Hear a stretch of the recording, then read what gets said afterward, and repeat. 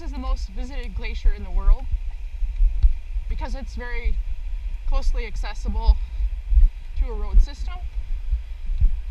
It's been receding a lot in recent years, over 550 feet a year typically, so it becomes less accessible to the public, but you can still see the face of it.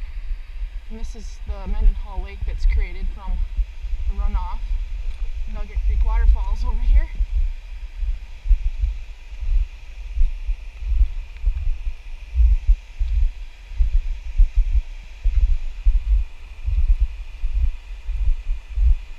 There should be some mountain goats close at hand. I don't see any offhand here, but they're up there somewhere. They start to come down farther and farther this time of year as the snow gets deeper up top.